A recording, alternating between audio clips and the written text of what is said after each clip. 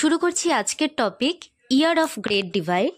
এখানে আমরা পার্টিকুলার একটা ইয়ার নিয়ে কথা বলবো, আর ওই ইয়ারের সেন্সাস রিলেটেড একটা খুব গুরুত্বপূর্ণ তথ্য ছিল সেটা সম্পর্কে জানবো। আজকের আমাদের টপিকই হচ্ছে পপুলেশন গ্রোথ সম্পর্কে। পপুলেশন এটা এমন একটা শব্দ যেটা শুনলে আমাদের মনে হয় যে এটা তো সবসময় গ্রোই হচ্ছে, তাই না? কারণ আজকালকার দিনে আমরা এটাই জানি যে পপুলেশন গ্রোথ, আর সেটা রিলেটেড বিভিন্ন ঘটনাও আমরা দেখতে থাকি। এই যে একটা গ্রাফ দেখতে পাচ্ছ এখানে, এটা হচ্ছে ইন্ডিয়ার পপুলেশন গ্রোথ। বিভিন্ন ইয়ারে এটা কেমন ছিল সেটা এখানে দেখানো আছে। 1901 থেকে শুরু করে 2011 অবধি এটা দেখানো আছে। একটা জায়গা আমরা দেখতে পাচ্ছি 1921 এটা গ্রোথের পরিবর্তে একটা ডিপ আছে।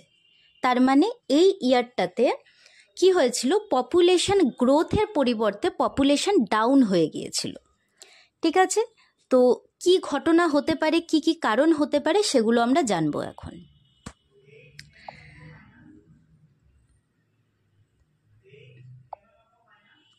এখানে কি লেখা আছে সেটা দেখো।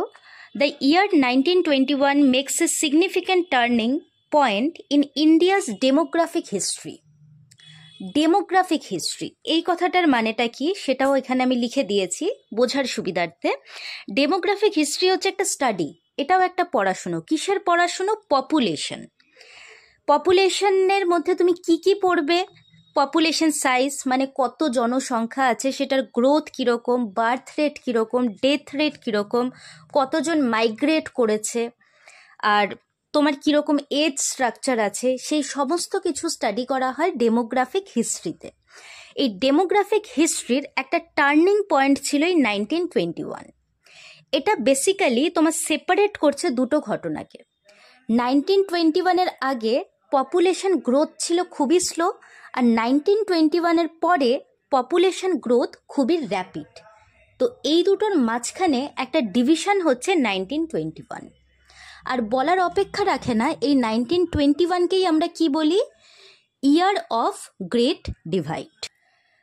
প্রি 1921-এর আগের সিচুয়েশনটা কেমন ছিল পপুলেশনের রেসপেক্টে? High birth rate, high death rate. দেখো 1921-এর আগে মানে এই টাইমটাতে কিন্তু মানুষের মধ্যে অতটা সচেতনতা ছিল না।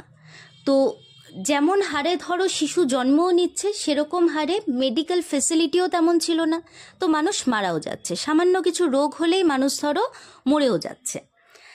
তাহলে তোমার কি slow and irregular population growth, মানে ধরো একদিনে 5 জন শিশু জন্মালো আবার 5 জন মারাও গেল, তাহলে সেটা তো কোনো গ্রোথ হলোই না। এইরকম একটা ঘটনা ঘটতে থাকতো, সেরকম কোনো পপুলেশন গ্রোথ দেখা যেত না, একটা স্টেবল পপুলেশন ওখানে থাকতো। High infant mortality rate and low life expectancy.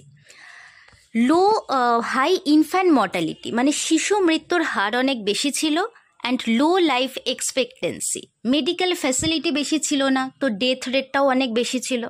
তো এইটা ছিল প্রি 1921, মানে যখন তোমার ডেথ রেটও বেশি আর বার্থ রেটও বেশি ছিল। এইবার মাঝখানে দাঁড়ালো 1921, যেটাকে আমরা বলছি ইয়ার অফ গ্রেট ডিভাইড। 1921-এ বেসিক্যালি একটা সেন্সাস হয়েছিল, আর এই সেন্সাসে পপুলেশন পাওয়া যায় 251 মিলিয়ন। এই পপুলেশনটা এর আগের সেন্সাসের তুলনায় তোমার কিন্তু কম ছিল। It marked a shift from stagnant population growth to a period of steady increase. মানে এইটার আগে পপুলেশন একদম স্ট্যাগনেন্ট ছিল, সেরকম কোনো গ্রোথ ছিল না, আর এইটার পরেই তোমার কি পপুলেশনের গ্রোথ আমরা দেখতে পারি। Growth rate was negative, -0.31%। এই সেন্সাসে তোমার যে পপুলেশন গ্রোথটাকে রেকর্ড করা হয়, গ্রোথ রেট মানে সময়ের সাথে কতটা বাড়লো সেটা নেগেটিভ এসেছিল, মানে কোনো রকম গ্রোথ হয়নি। প্রথমে একটা গ্রাফ দেখলাম না, গ্রাফের মধ্যে কি ছিল? ডিপ ছিল, নেগেটিভ স্লোপ ছিল। এটা সম্ভাব্য কারণ কি কি হতে পারে? অ্যাকচুয়ালি 1918-এ ইনফ্লুয়েঞ্জা প্যান্ডেমিক হয়েছিল, ঠিক আছে? এবার এই প্যান্ডেমিকে কি বহু মানুষ মারা গেছে, আর সেই অনুযায়ী তোমার মানে বার্থ রেটটা অতটা হয়নি। আর মেডিকেল ফ্যাসিলিটি তো অতটা বেশি ছিল না, তার জন্য হচ্ছে মানুষকে বাঁচিয়ে রাখাও অতটা সম্ভব হয়নি। তো ডেথ রেটটা অনেকটা বেড়ে গেছিল। এছাড়া আর কি ছিল, famines and other diseases contributed to the population decline during the decade. আরও তোমার বিভিন্ন রকম সমস্যা, ধরো খাবারের সমস্যা হতে পারে, তারপরে অন্য রকম ঠিকঠাক পুষ্টিকর খাবার না পাওয়ায় অন্য রকম রোগের জন্য তোমার কি মানুষের মৃত্যুর হারটা অনেকটা বেড়ে গিয়েছিল। তার জন্য 1921-এ একটা তোমার ডিপ দেখা যায়, পপুলেশন গ্রোথ না হয়ে এখানে পপুলেশন ডিক্লাইন দেখা যায়। প্রি 1921 বুঝলাম, 1921-এ কী হয়েছিল সেটা বুঝলাম, এটা post 1921। Decline in death rate due to improvements in healthcare, sanitation and living standards. 1921-এর পরে মানুষ এটা বুঝে গেছিল যে মেডিকেল ফ্যাসিলিটিসগুলো বাড়াতে হবে, হেলথ কেয়ার, স্যানিটেশন সম্পর্কে সচেতনতা এটা দরকার, লিভিং স্ট্যান্ডার্ড, মানুষ যেরকম যা পাচ্ছিল তাই খাচ্ছিল, কোনো রকমের দিন চালানোর হলেই হলো, তো সেটা হলে হবে না, আমাদের পুষ্টিকর খাবার দরকার, সেটাও মানুষ বুঝতে পেরেছিল। Birth rate remained high leading to rapid growth in population.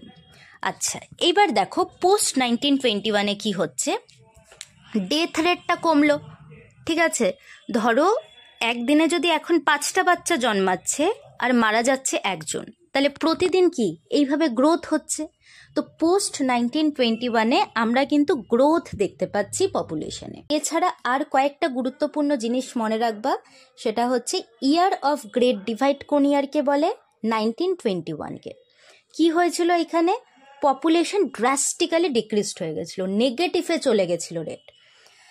এছাড়া আরও দুটো গুরুত্বপূর্ণ ইয়ার আছে, ইয়ার অফ স্মল ডিভাইড, এটা বলে 1951-কে। 1921-এর পরে 51-এও তোমার স্মল ডিক্লাইন দেখা যায় এই পপুলেশন গ্রোথে, তো এটা মনে রাখবে। আরেকটা হচ্ছে ইয়ার অফ পপুলেশন এক্সপ্লোশন, 1961, এটাতে কি পপুলেশন তোমার ড্রাস্টিক্যালি ইনক্রিজ হয়েছিল। তো এই তিনটেও খুব ইম্পর্টেন্ট এমসিকিউ এর পারপাসে। এতটুকুই ছিল আমাদের গুরুত্বপূর্ণ তথ্য। আবার নেক্সট ভিডিওতে একটা গুরুত্বপূর্ণ টপিক নিয়ে আসবো। ততক্ষণের জন্য থ্যাংক ইউ।